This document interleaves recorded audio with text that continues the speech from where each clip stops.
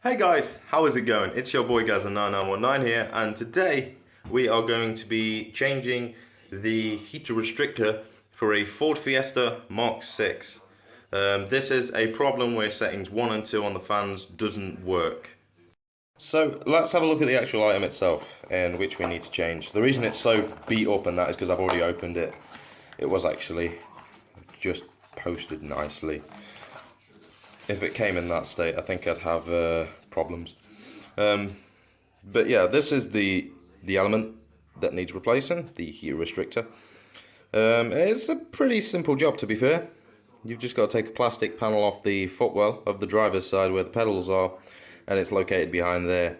As we can see, I'm going to show you now because it's pretty hard to see it under the dash because it's a quite dark area and restricted. So we've got these two screws here.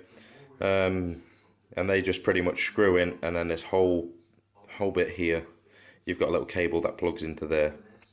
So let's go to the car and let's actually do this. So just to give you a quick example of what I'm talking about here, so setting 0, 1, nothing, 2, nothing, but 3 and 4 work fine.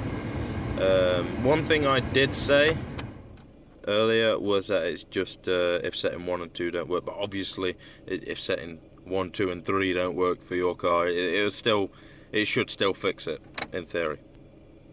Right then, the first thing you're going to want to do is take this screw out, and for that you'll just need a standard Phillips screwdriver, and this whole plastic panel comes off. So it's a bit awkward with the clutch, but you can just about do it. You just want to be very light with it. And then the screw should pop out. These aren't the best of things Ford made. The screw should pop out, and then that should pop out in theory. There we go, and that's off. So now we've got two clips, one at the top, one at the bottom. It should just come out really, but it's a bit of a struggle sometimes. There we go. Now, if we look up there, that is our restrictor, which is going to be very fun to try and get that out. I don't quite know how I'm going to do it myself yet. Right. This is going to be annoying. Where is that? I'm not even poking around the right area. So the reason I can't get it is it's a Torx attachment and not a Phillips. My bad. Now the problem that you have, and it doesn't really look it, is we are very limited for space.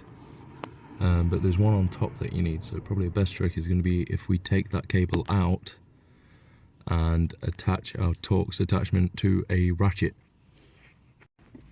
Right, because there's not much room and I can't see very well, I'm just going to look through the camera and see.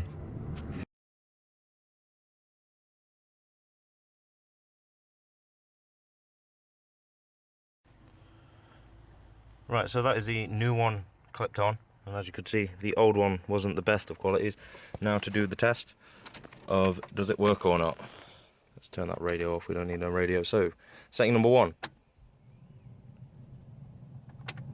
It's working. Don't know if you guys can hear that, but it's definitely working. So now I can fiddle about with putting all this back together again, and yeah, on to the next thing. So guys, that is how you fit a heater restrictor. I'm not gonna lie, it is a bit of a fiddly job and you've got to have a lot of patience with it, but you know, it is possible to do yourself with simple hand tools. But that's it for this video guys, and if you did enjoy it, don't forget to like and subscribe, and until the next time, peace.